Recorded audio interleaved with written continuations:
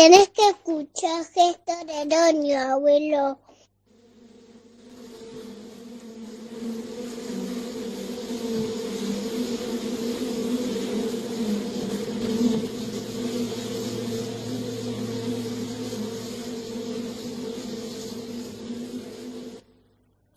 Abismos.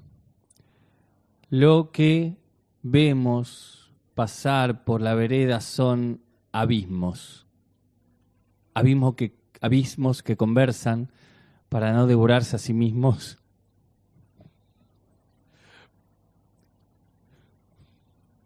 Para no desbarrancarse, para no despeñarse dentro de sí mismos.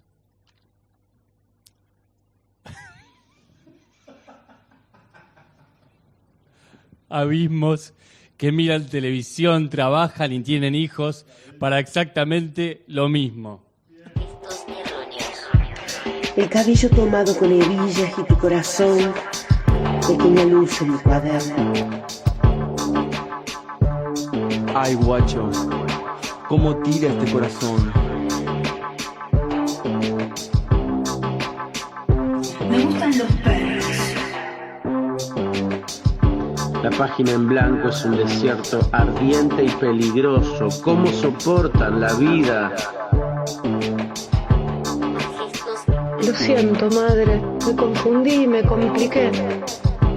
Pienso que las cucharas quizás se hicieron remo.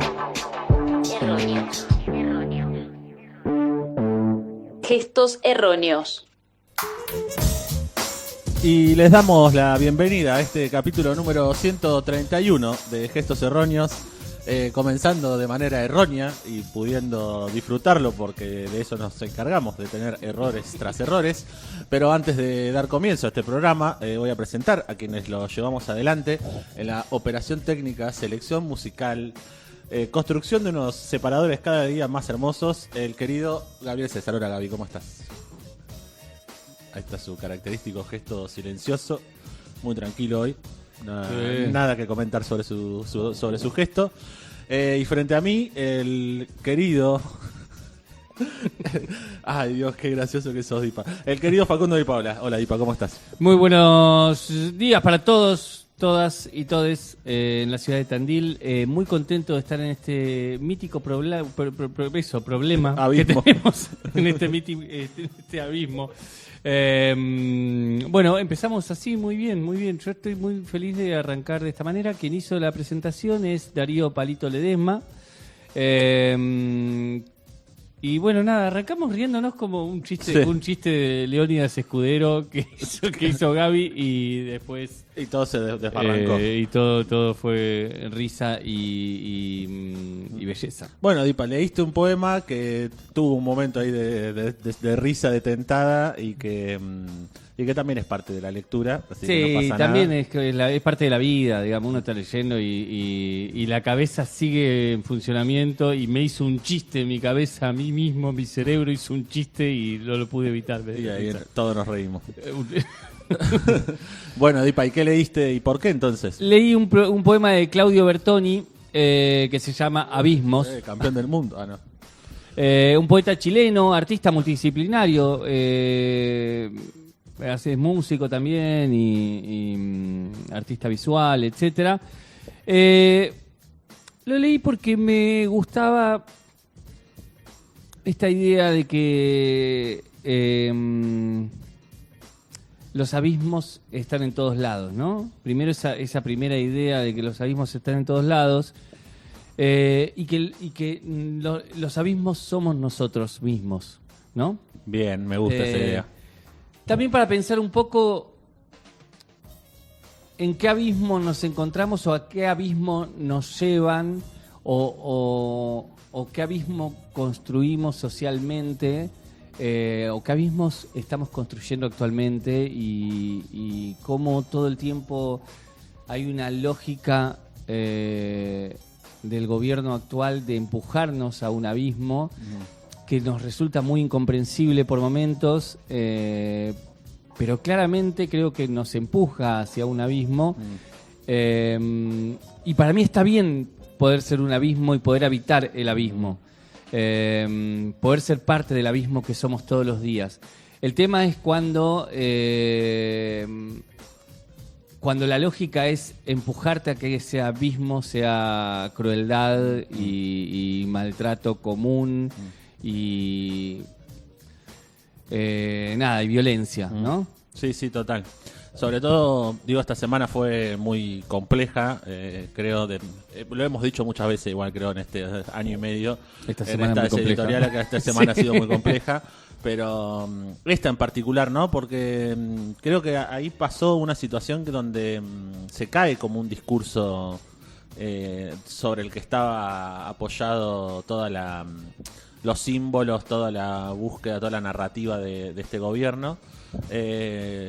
Voy a decir algo que se dijo en muchos medios, pero es el gobierno de Alberto Fernández durante la pandemia se sostenía en el que hay que cuidarse, hay que estar en casa, y cuando sale la foto de Olivos donde se lo ve reunido en una fiesta, ese discurso se cae a pedazos y es como, bueno, esta persona me está pidiendo que me cuide de repente. Y acá me parece que pasa lo mismo, ¿no? Es el discurso de hay que hacer un sacrificio porque vamos a vivir mejor y no sé qué, y esas mismas personas son las que se están quedando con diferentes coimas o retornos que encima son desde programas de discapacidad, ¿no? Que es una de las discusiones que estamos teniendo hace meses sobre qué pasa con ese ajuste a todos los discapacitados, ¿no? Entonces, me parece que ahí se cayó algo muy fuerte y que todavía no sabemos qué consecuencias va a seguir teniendo ese discurso a pasos de las elecciones, que siempre es un momento muy complejo en este país. Y la sensación esa, ¿no? Vos decías, nos empujan a un abismo, ¿no? Y yo insisto con esto de que muchas veces las imágenes yo sé que es una forma de decir, ¿no? Pero que siempre estamos aguantando algo, ¿no? Como, bueno, acá no estamos queriendo aguantar que no nos tiren al abismo. Y no, bueno, cuando nos corremos que se caigan ellos o giremos y caminemos por otro lado, no lo sé. Eso que siempre es algo que me preocupa. Y también con respecto a la violencia, ¿no? Hace un rato fueron atacados Milei y compañía en una caravana que estaban haciendo en el conurbano bonaerense, y ahí se está hablando de la violencia, quieren instalar que fue un intento de magnicidio. Bueno, ahí como hay una cosa de armar algo discursivo para empezar a salir de todo este bardo que se generó esta semana, ¿no? Sí, total. Para mí, una de las cosas que para mí más me inquieta o más me resulta... más me inquieta es justamente cuál es la salida cuando te empujan a este nivel de violencia, digamos. Porque hay algo que, empujarte a un abismo, en este caso, es empujarte a niveles de violencia muy grandes, digamos, porque la violencia viene siendo ejercida discursivamente y efectivamente sobre los cuerpos por este gobierno desde que se inició. Recontra. A mí no me extraña que salten casos de corrupción, digamos. A mí no me resulta extraño. A un montón de gente sí, entiendo que a un montón de gente le resulta extraño porque... O una verdad que considerábamos que se decía, que se murmuraba, de repente está más fuertemente sobre la mesa, digamos. Sí, y se enlazan muchas cosas, porque la idea de que de que hay que ajustarse para tener las cuentas fiscales claras y no sé qué. Y ya mucha gente que apoyaba a este gobierno sospechaba que la casta no está teniendo mucho ajuste. Digamos, ya esa sospecha estaba, pero igual bancaban, digamos. Esto me parece que derrumba esa posibilidad de igual banco para mucha gente, digamos. Pero sí, lo otro y me parece que en ese sentido hay algo que cambia. Yo insisto, para mí el gobierno no se va a caer mañana ni mucho menos, porque hay mucha gente que dice eso. Yo digo, ¿de dónde sacan que hay una debilidad, digamos? Sí, estoy de acuerdo. Sí entiendo que hay mucha gente que va a estar descontenta, pero lo otro y lo que más me preocupa es justamente qué se hace y cómo se construye una alternativa válida que sea en las calles, que sea con comunidad, que sea con una construcción discursiva que emerja de las bases populares, digamos. me da la sensación de que la construcción de los discursos políticos no está acorde a las necesidades, no están pudiendo leer los discursos de los partidos políticos o los políticos de profesión, no están pudiendo leer lo que pasa en las calles. Entonces el discurso no tiene cómo canalizarse lo que sentimos, lo que pasa, y tampoco nosotros estamos viendo cómo construir una alternativa discursiva que se escuche. Sí, yo estoy de acuerdo con eso. Me parece que ahí hay un tema que es, bueno, todo el tiempo uno dice, ¿qué hacemos con ese descontento, no? O qué hacen con ese descontento. ¿Qué hacemos nosotros con ese descontento, no? Nosotros, acá. Porque me parece que ahí también hay una cuestión de que tenemos que empezar a ver si discursivamente, en la práctica, empezamos a hacer algo con eso, ¿no? Porque si no es como, bueno, nuevamente hay que esperar que algo, ¿no? Esa sensación que a veces nos da de alguien se tiene que encargar de esto que está pasando, ¿no? Sí. Y nosotros, ¿qué estamos haciendo y cómo lo vamos a hacer?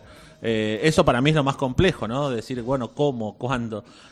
Incluso con lo discursivo pensaba, recién, digo, hablábamos de la violencia, ¿no? Y yo pensaba, y lo decía antes de arrancar, que no nos comamos la curva de decir, bueno, no, es un acto violento tirarle una piedra al presidente. No, violencia es lo que nos está lo que está ejerciendo todo el tiempo constantemente este gobierno. Eso es violencia, no tirarle una piedra. Digo, lo mismo que hoy me reía porque decían cuando te das cuenta que un discurso está circulando, ¿no? Y decían, bueno, cuando el vendedor ambulante hace un chiste sobre lo del 3%, ¿no? Claro. Ahí decir, bueno, hay algo que está en lo más cercano, digamos, que está calando, ¿no? Bueno, ¿y qué hacemos con eso nosotros, ¿no?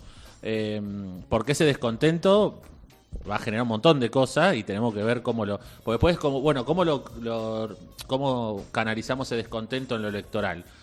Sí, está bien, pero después no es solamente eso, ¿no? Es como, ¿qué vamos a hacer con eso que nos está pasando? Porque es un descontento general, digo, me parece que estamos como descontentos con todo lo que está sucediendo. Bueno, ¿qué hacemos con eso? Sí, que es la pregunta que nos hacemos en este programa hace, no sé, 3 años. No, total. No, y también yo siempre pienso en el 2001, digamos, porque tengo el recuerdo muy claro de todo lo que sucedió.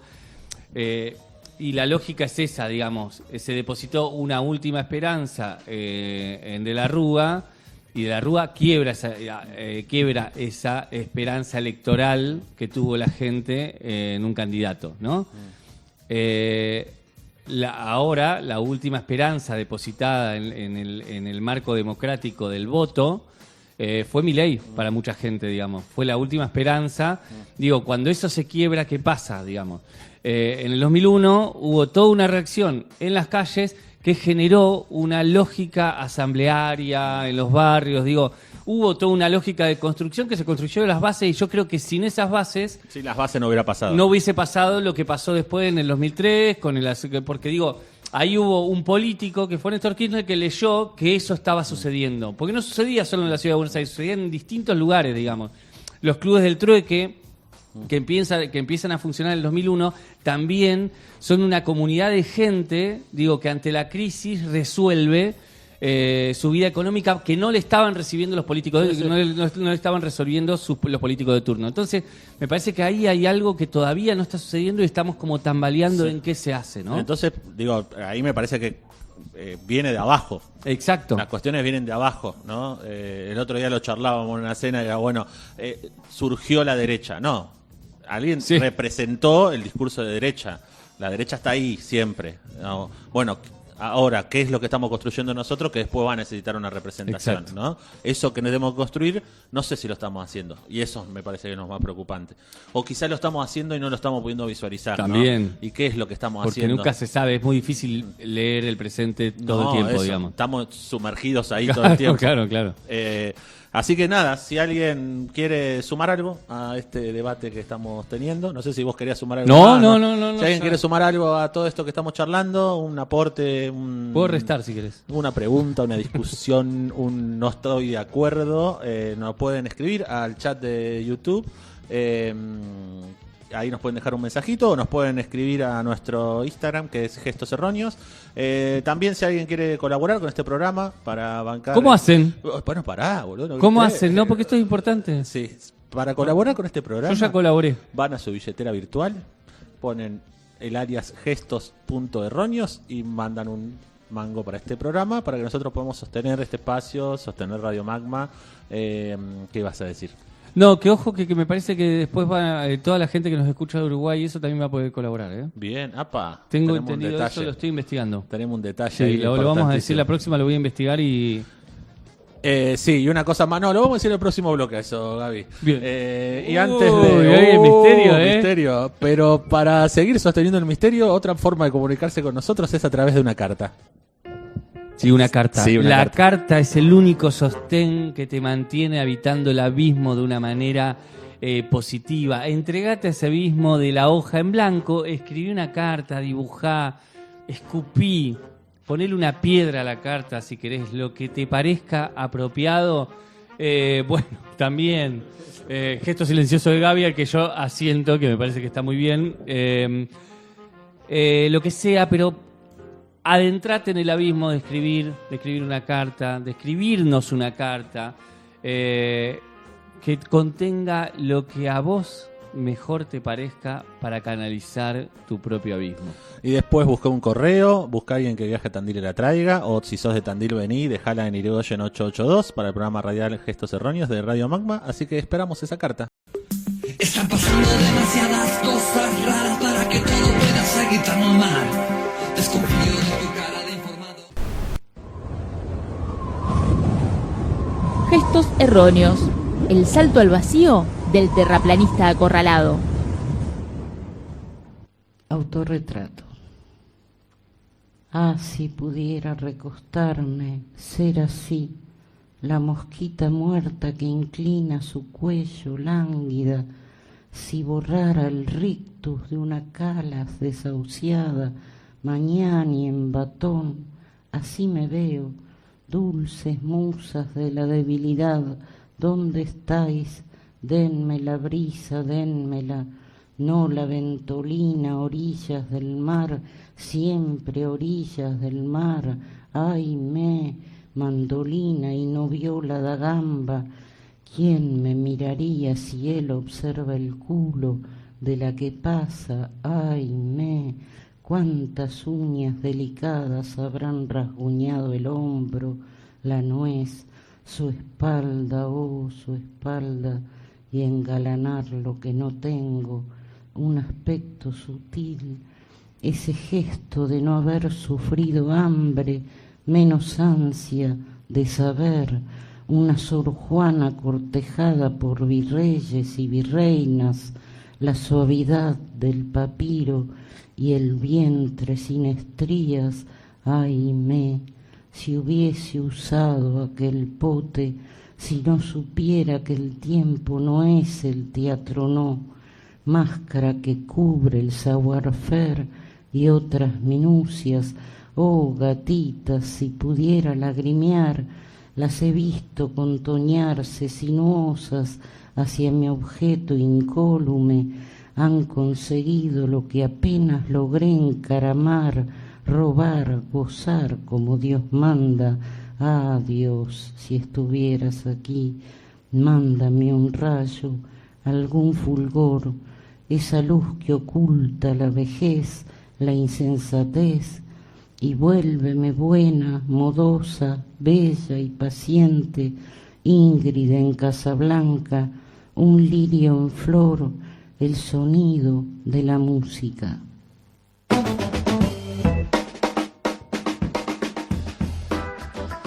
Muy bien, y regresamos a este bloque 2 de Gestos Erróneos. De Gestos Erróneos. Se equivocaba el nombre del programa. ¿Qué día? De Gestos Erróneos, este mítico programa de la radiofonía tandilense. Acabamos de escuchar un poema que se llama Autorretrato, leído, recitado por Irene Grus, su autora, que es nuestra invitada en el día de hoy.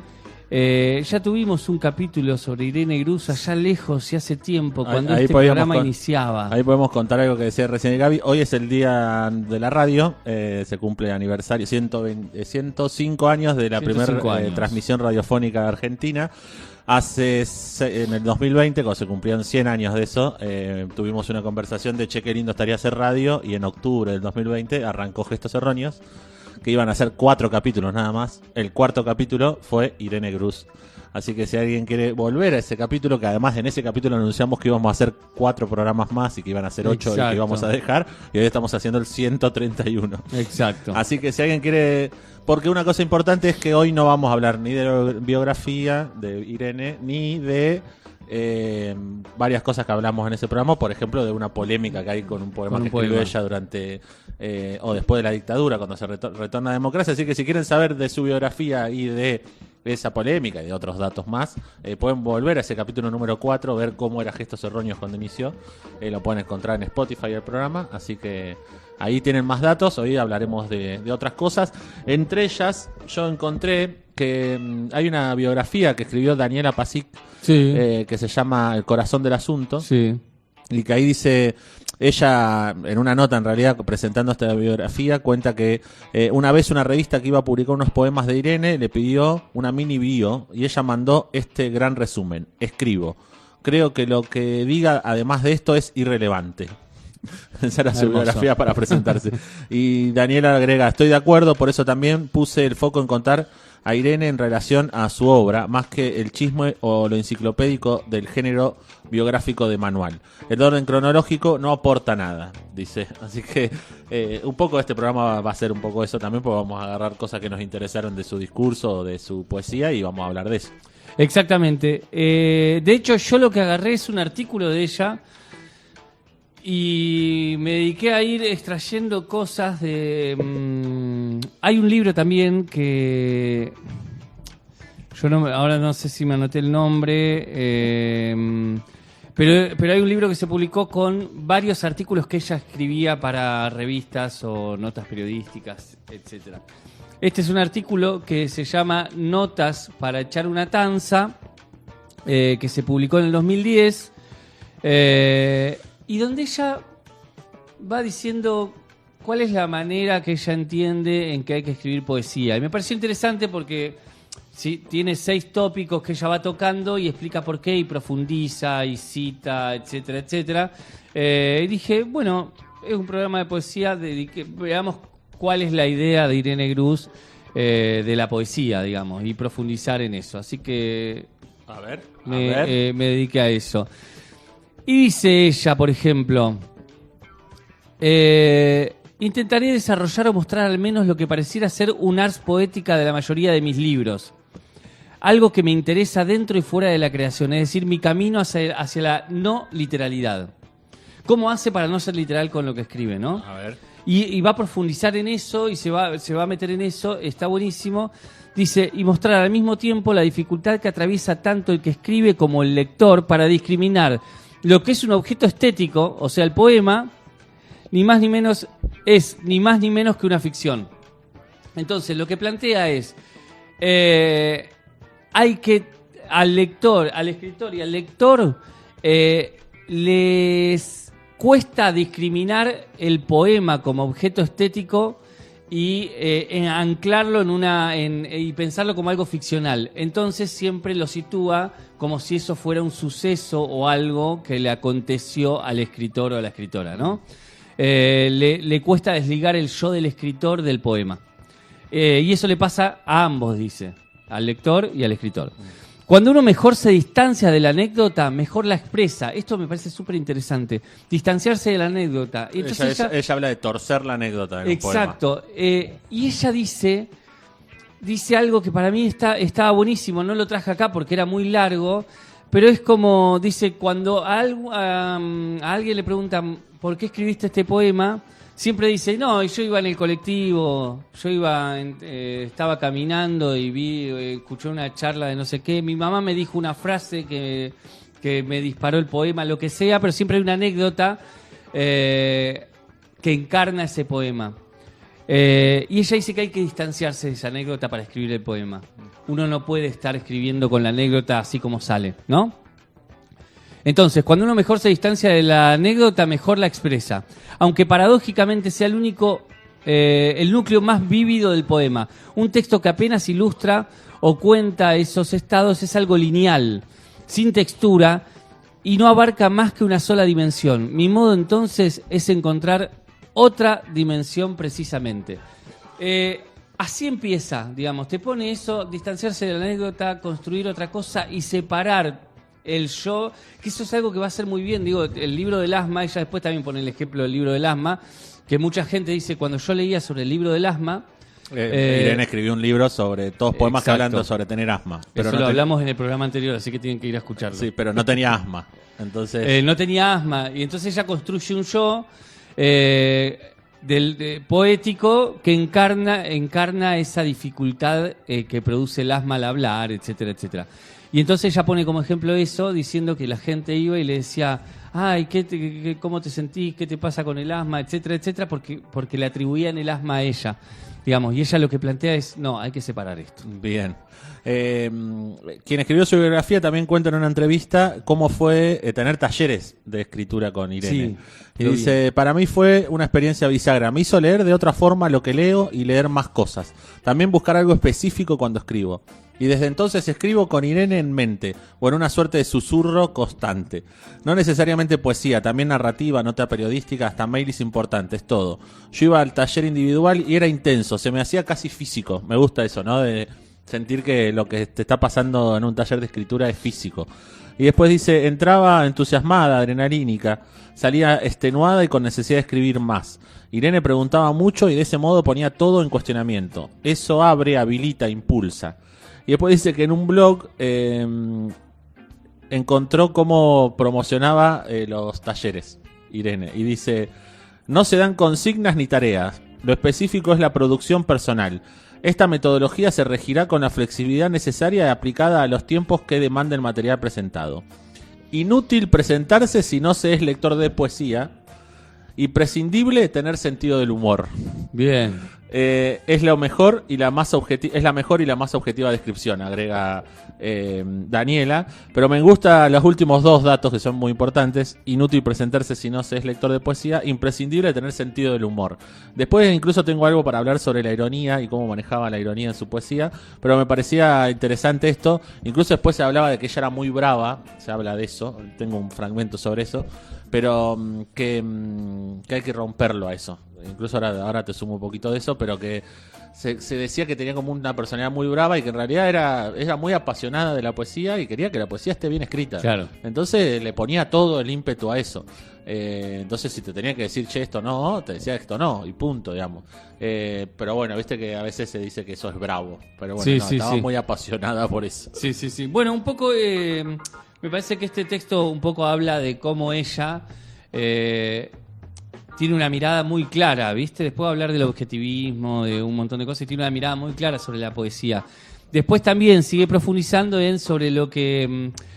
sobre esta idea de... el poeta tiene que tener la capacidad de distinguir el yo lírico del yo literal o biográfico, ¿no? Va profundizando sobre eso. Y después dice, hay un lo va titulando por números o por máximas que ella va entendiendo que hay que hacer para escribir poesía. Dice, a mí me pasa lo mismo que a usted, titula, y dice, el Zen señala que el verdadero poeta es quien hace desaparecer a su yo. Y que solo así el poema se dice, y que solo así en el poema se dice lo que debe ser dicho. Lacan lo mismo. Se dice lo que debe ser dicho, no lo que se quiere decir. Por eso produce un efecto de sorpresa tan fuerte y por eso poesía y psicoanálisis están tan ligados, por el tipo de operación oscura que conlleva. Esto me llevó a pensar que nosotros le hicimos una entrevista a Paula Jiménez España, a Pablo Solodía. Sí, no, pero me acuerdo que Paula Jiménez hablamos un poco de psicología. Con Paula Jiménez hablamos un poco de psicología porque ella es psicóloga. Entonces, esta unión entre la psicología, después Claudia Massín también creo que es psicóloga. Digo, tenés varias poetas que son psicólogas o escritoras que son psicólogas, ¿no? Sí. Que hay algo ahí que entre la poesía y la psicología. Entonces ella dice, ¿Cuál sería entonces la de la emoción, eso que llamamos deseo? Digo, ¿desde dónde escribimos? ¿Eso que es visceral y empuja la boca desde adentro hasta que larguemos las palabras? No, dice. Ese estado de sorpresa cuando se dice aquello que necesitaba ser dicho y no sabíamos qué forma tomaría para hacerse visible. Digamos, hay que entrar en ese estado, separar esa anécdota, separar eso que sucedió, entrar en un estado de sorpresa, lanzarse a eso y que aparezca eso que no sabíamos que queríamos decir en realidad. Siempre tiene que aparecer lo que no sabemos. Exacto, fue genial. Incluso viste que a veces algunos escritores y escritoras dicen, no sé cuándo apareció esto que escribí, viste, como no hay una cuestión lógica o de memoria de esto apareció, ¿no? Exacto. Tremendo, me encanta. Por eso hay que hacer esa operación de distanciamiento. Y después dice, y hay algo muy interesante que dice, en ese sentido la corrección opera a manera de lupa. No solo es otro ojo el que mira el texto, porque como vos ya separaste tu yo biográfico de tu yo lírico, ya es otro ojo el que mira, porque está mirando tu yo biográfico, estás leyendo un texto que vos desconocías que ibas a hacer. Sino que lo mira desde un afuera ajeno que intenta meterse en la voz del autor y en la del personaje actuante en el texto. Me encanta. Hermoso. Me parece como muy claro. ¿Te parece que la volvamos a escuchar? Por favor. Limpieza. Jabón y agua tibia arrastran lo que quedó de la fiesta. Todavía no es rancio el perfume del vino y el ahora pastoso manjar barrido de los platos es burbuja que salta en un mover sagrado. Otra vez la vajilla sin mácula, nada que reste de alegría esmerada en un durar interior.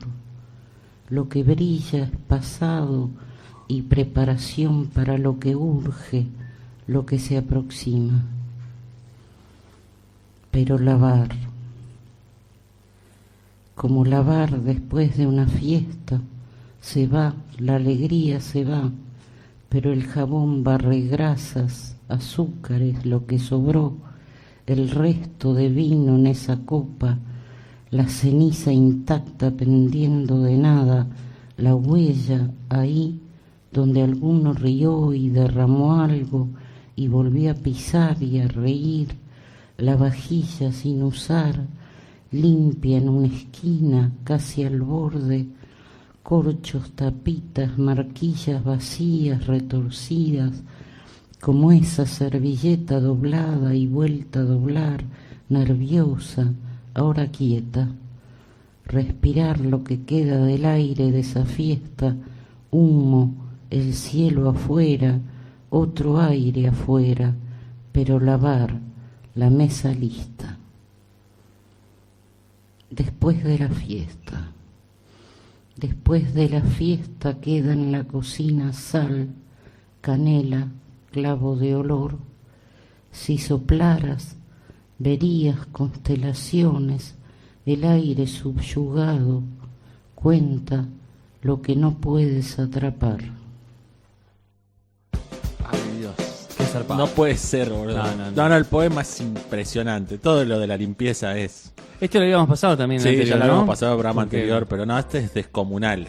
No creo que haya una descripción mejor de lo que pasa cuando uno limpia su casa después de una fiesta. No, total. La servilleta doblada y vuelta a doblar. Nada, me vuelvo loco.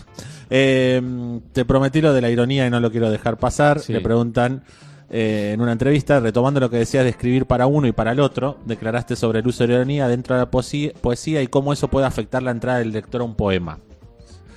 ¿Qué hacer ante el doble filo que tiene la ironía, ¿no? Porque está buenísimo, pero al mismo tiempo puede dejar la gente afuera. Y dice, la ironía yo la usé a la manera de Juana Vignosi, gran invitada ya 2 veces de este programa. Claro. Pero a mí personalmente me sale escribir de esa manera. Ella lo hacía para alejarse y encima para ponerse por encima. Ojo con el le tira una piedrita. Y dice después, yo me di cuenta de eso muchos años después. El trabajo de la ironía no es solo ir en contra de la autocompasión, sino que hay que preguntarse, ¿vos quién sos para ponerte por encima de las cosas y usar gags? Eso te aleja. Yo me río y lloro dentro de mis poemas, pero trato de evitar lo último porque si no me pondría demasiado dramática. Por ejemplo, hace poco me convocaron para un estudio sobre mujeres en la dictadura. Yo contesté que tanto yo como Daniel Freudenberg por entonces mi marido, la pasamos muy mal. No empecemos a separar a los nenes con a los nenes con los nenes y las nenas con las nenas. También, ¿no? Hay como los nenes y las nenas. Pero me gusta cómo piensa la ironía, ¿no? Bueno, un poco me río, un poco lloro, no del todo porque si no me pongo dramática, pero también entendiendo que no me tengo que poner por encima. Sí. Y después una cosita más que encontró Gaby, en un momento hay una entrevista en página 12 donde charlan ella y Diana Velesi, patrona de este programa. Sí. Y quiero dos cosas. Primero le preguntan a las dos, en el proceso de escritura, ¿cuándo sienten que el poema ya finalizó? Y Irene dice, yo lo siento en el pecho, me encaja. Y Diana dice, no es algo racional, es como dice Irene, es algo que se siente. De todas maneras, no creo que se tenga el poema que uno escribió. Cada poema es una puerta abierta hacia otro lugar que uno espera que llegue. Y después le pregunta, ¿qué desean de sus poemas? Diana dice, simpleza y hondura. Y Irene le contesta, sin llegar a la copla. Mirá. Pero me gusta, simpleza y hondura, sí, sí. Y sin llegar a la copla. Me gusta sin llegar a la copla. Así que nada, me gusta también esto de que lo sienten en el pecho, ¿no? De vuelta Sí. a lo físico, ¿no? Bueno, en el otro caso era cómo sentía alguien en su taller, pero acá era, bueno, siento que se terminó físicamente, ¿no? El poema. Y me gusta que un poquito de Diana, un poquito de Juana Vignosi. Total, hermoso. Bueno, yo acá ella va a citar a Paul Valéry para hablar de otra cosa, pero dice antes una frase que me pareció maravillosa, hay que guardarla como refrán. Dice, si bien no todos los autores pueden hablar claramente acerca de su obra, o como alguien bien dijo, uno no se siente mejor siendo pájaro que ornitólogo. Me encanta eso. Uno no se siente mejor siendo pájaro que ornitólogo. O sea, o volando o estudiando los pájaros. Hay muchos otros que sí lo hacen con maestría, dice. Entonces cita a Paul Valéry. La cita es larga, pero voy a leer algunos fragmentos que me parece que están buenísimos. No sé si aún está de moda elaborar largamente los poemas, tenerlos entre el ser y el no ser. Suspensos, esto dice Paul Valéry, ¿no? Suspensos ante el deseo durante años. Cultivar la duda, el escrúpulo, el arrepentirse. Tal como una obra siempre reemprendida y refundida que toma poco a poco la importancia secreta de una empresa de reforma propia. Durante cerca de 10 años ha sido para mí una ocupación de duración indeterminada, un ejercicio más que una acción, una busca más que una entrega, una maniobra de mí mismo por mí mismo, más bien que una preparación con miras al público. Acá el planteo de Paul Valéry es como el poema está suspendido en el tiempo de una manera, no me preocupo por si, bueno, no lo tengo que sacar, lo tengo que terminar, digamos, está ¿para qué? ¿No? Y dice, así pues, si me interrogan, si se inquietan, como sucede y a menudo muy vivamente, por lo que he querido decir en tal poema, respondo que no he querido decir, sino querido hacer. Y que la intención de hacer fue la que ha querido lo que he dicho, dice Paul Valéry, ¿no? Ella termina ahí con esa cita. Y me parece que está buenísimo esta idea de un poema no es para querer decir, sino para querer hacer. Uno quiere hacer algo. Hacer, ¿no? Claro, tal cual. Uno quiere hacer algo y el poema es un canal para hacer eso, digamos. Pero me parece súper, súper interesante y me pareció fascinante esta cita que ella agarra. Nos tenemos que ir yendo. Es fácil sí, ya está. Es fácil de encontrar esto de los tópicos de los que estás hablando. Puedo decir el título, capaz. El título. Porque me parece muy bueno todo lo que dice ella. Sí. Sí. Ahora les digo el título. Después lo decimos cualquier cosa. Si alguien lo quiere anotar. Y para irnos, en una entrevista, en realidad es un artículo que Alicia Genovese escribe para hablar de Irene Grus después de su fallecimiento.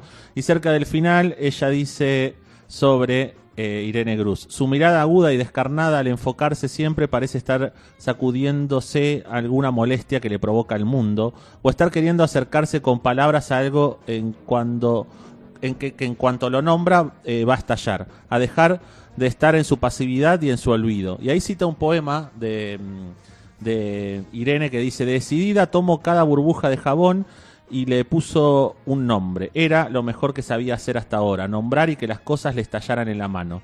Y ahí Alicia Genovés agrega: ella, que fue mi hermana en aquellos primeros años, sabía nombrar y hacer estallar las palabras. Y para terminar, el poema que se llama Entre la pena y la nada. Habría que nacer riendo a carcajadas, como hilo de fe, como costumbre, pero amor y dolor es lo que expulsa. Curioso, la gana del llanto primero, que grite, que llore, que respire de una vez, y el alivio así. Curioso, la palmada en la nalga, y luego chupar, prenderse, y el hambre, la necesidad. Saciados o no, a dormir se ha dicho. La mañana y la noche, asombro por lo que hace la luz con uno, y el despertar y el moverse, crecer, dormir. El cielo es otro mundo, la calle es otro mundo, el otro es otro. La risa llega después como alegría o canto, la burla llega después y es puro rictus, pura alegoría. Hay dicha entre la pena y la nada, entre el sonido y la furia, la duda, el estertor, gracia y piedad, sí, como reír a carcajadas. Gracias. Sigo navegando en la mesa de un bar. La corrupción de la naranja. Si se toma una naranja en buen estado y se la deja en Buenos Aires bajo techo el primer día del verano a la temperatura ambiente, lunes 6 de enero, la naranja se endurece, se vuelve más opaca, su superficie rugosa, en una parte la piel, si se presiona, cede algo.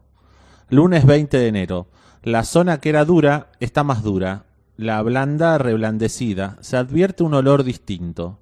Lunes 3 de febrero, el foco de blandura se cubre de verdín y al costado, en un punto, la piel se debilita, una franja circular firme aún muestra su antiguo color.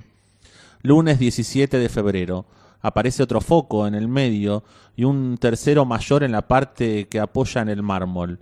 Grietas pequeñas se insinúan como si la naranja cayendo hubiera golpeado en un borde repetidas veces. La forma ya no es oval. Lunes 24 de febrero. Figuras que cambian en verde y en blanco por todo el contorno. La piel se repliega y se torna más suave. Oliendo de cerca, los ojos cerrados parece perfume. Lunes 2 de marzo. La naranja se sigue aplastando, adquiere contornos cuadrados. Lunes 9 de marzo. El blanco y el verde armonizan en fondo marrón, lo quiebran las grietas profundas. Lunes 16 de marzo. Si se deja caer la naranja de lo alto sobre el piso, suena a hueco, rebota parcialmente, liviana, reseca. El olfato percibe los restos del olor que tuvo la esencia misma, lejana, ahondando.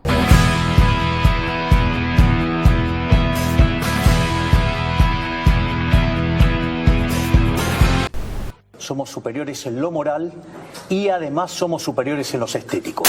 Nunca un blanquito me enseñó de belleza. Gestos erróneos.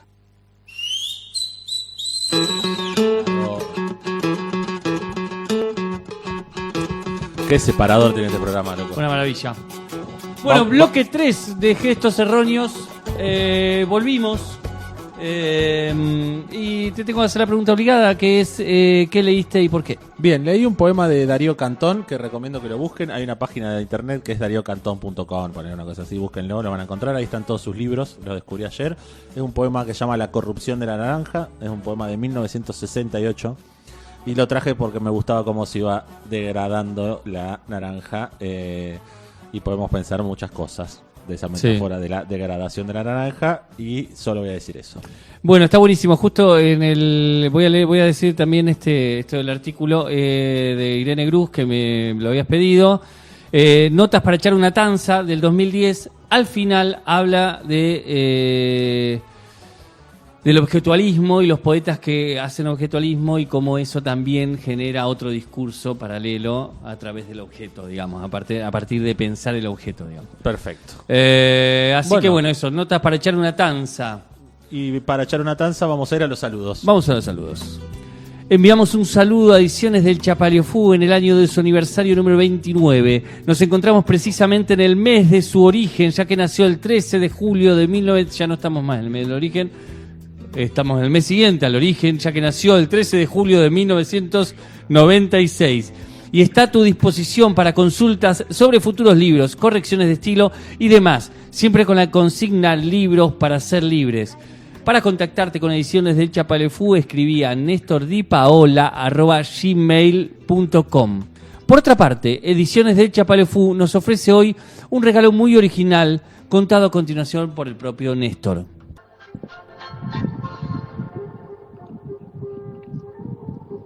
En los tiempos de un viejo Tandil existían unos lindos personajes. Hoy tal vez los llamaríamos border, pero eran sanos, queribles, y tal vez mucho más cuerdos que nosotros. Por ejemplo, Paco Pitopalante, Cacheta, la Correntina María, entre otros. Paco se hizo famoso porque cuando murió su mamá, se lo podía ver todos los días con una flor en la mano, rumbo al cementerio. Y quedó inmortalizado en este poema escrito por la docente Cándida Majarel de Biglesi, que dice: la Ramona con su hijo, drama de madre soltera, va arrastrando su destino con sus alpargatas viejas. Con el crecer de su hijo se fue haciendo más pequeña, trabajando sin descanso. Y Paco trotando con ella. El niño no tuvo infancia, nunca concurrió a la escuela, vistió con lo que le daban. Ramona pronto fue vieja. No la llevaron los años, se la llevaron las penas. En ese duro ambular de trabajo en casa ajena. Han pasado muchos años. Paco ya orilla los 70. No mendiga ni pavicios. Con sus changas se sustenta. Trae para las vecinas agua de la usina nueva y saca yuyos del patio a cambio de unas monedas. Nunca, nunca olvidó a la muerta, y en esa fosa común hay siempre alguna flor fresca, ejemplo de amor filial que conmueve por lo tierno cuando pasa con sus flores camino del cementerio.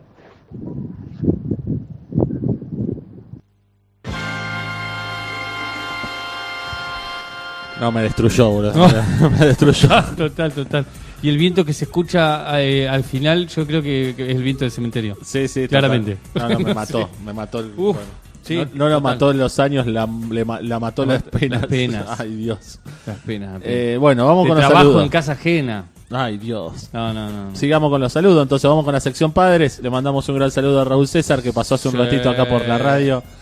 Antes de irse dijo que iba a comprar una botella de vino para escuchar Gestos Erróneos. Así Qué lindo cómo lo festejamos. Y la nieta de Raúl César fue quien inició este programa, haciéndolo, obligándolo a escuchar. ¿Escuchás Gestos Erróneos, abuelo? Le grita. Exactamente. Y le vamos a mandar un saludo a Polo, que dice: saludos a los tres, lindo programa en este día primaveral. Que es cierto, esta primavera se adelantó, la primavera. La verdad que sí. Esperemos que se sostenga.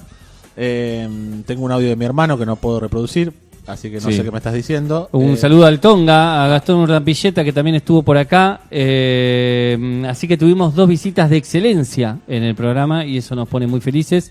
¿Y la muestra del Tonga está en el IPAT? Sí, si quieren ver muestra Sí. de Gastón Urdanpilleta en Eripat, hasta creo que el 20 de septiembre se puede visitar. Vayan a ver esa muestra. Sí, está buena. porque es Y el lunes creo que va a impresionante. estar hablando él. Búsquenlo en las redes. El lunes, creo que es este lunes, Lunes ¿no? 1 de septiembre a Sí. las 19 horas está el Tonga ahí dando una charla. Así que vayan a ver la muestra porque es impresionante, realmente. No se la pierdan, traten de aprovechar, es un buen momento, está bien expuesta, hay buena luz para ver las obras. Es un buen momento para contemplar la obra de un amigo de este programa. Le mandamos un gran saludo a Dominique Moreno también, que nos dejó unos corazoncitos en el chat. Y a los pibes que sostienen Radio Magma, hoy en el Día de la Radio, también vamos a mandar un saludo al Chula, a Cami y a Juancito, que está de regreso, que anda dando vuelta por ahí. Así que un gran saludo para ellos. Y por último, también pasó por acá de pasada para dejarle un libro a Darío Ledesma, Julia Pajés, que le dejó el último libro que publicó y que editó, que se llama, Palito. La piel no me sirve de frontera, de Julia Pajés Fernández. Nombrazo. Buen nombre, La piel no me sirve de frontera. Lo leeremos en la semana y seguramente algún poema sonará en el próximo Gestos Erróneos.